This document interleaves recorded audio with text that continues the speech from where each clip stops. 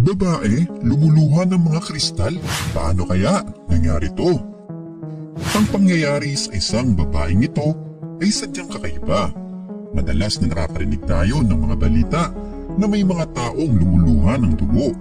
Ngunit sa video natin ngayon ay sadyang hindi pangkaraniwan dahil ang iniluluha ng babaeng ito ay malakristal na lumalabas sa kanyang mga mata. Well, make sure guys na matapos mo ang video nito para malaman mo kung totoong kristal nga ang iniluluha ng babaeng ito. Kaya, simulan na natin.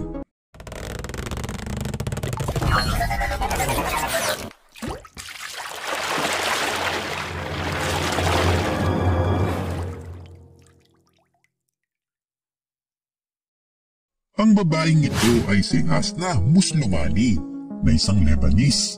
Noong 1996 ay itinampok si Hasna Muslimani sa isang TV show sa Lebanon dahil sa kakaibang phenomenon ang kaya niyang gawin.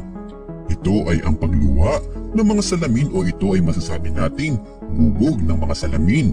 Siya ay 12 anyos pa lamang noong nadiskubre niya ang kakaibang kaya niyang gawin.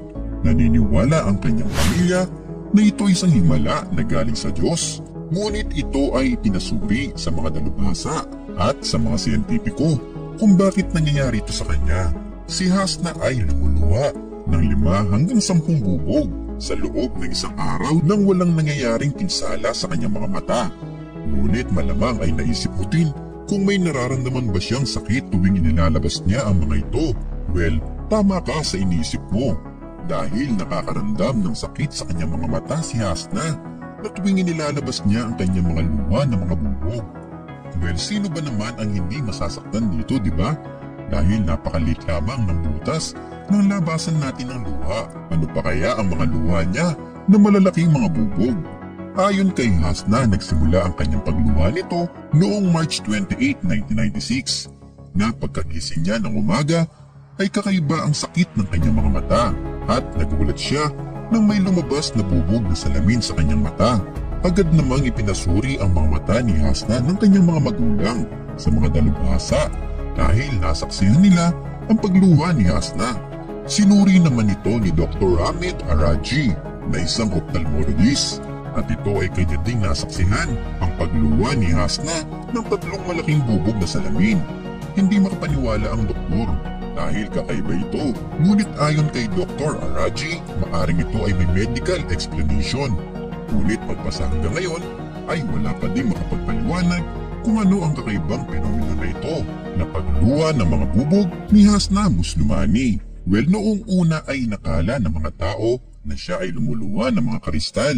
Ngunit ito ay pinabulaanan ng mga eksperto na ang mga lumalabas na luha sa mga mata ni Hasna ay may halin tulad na bubog na salamin.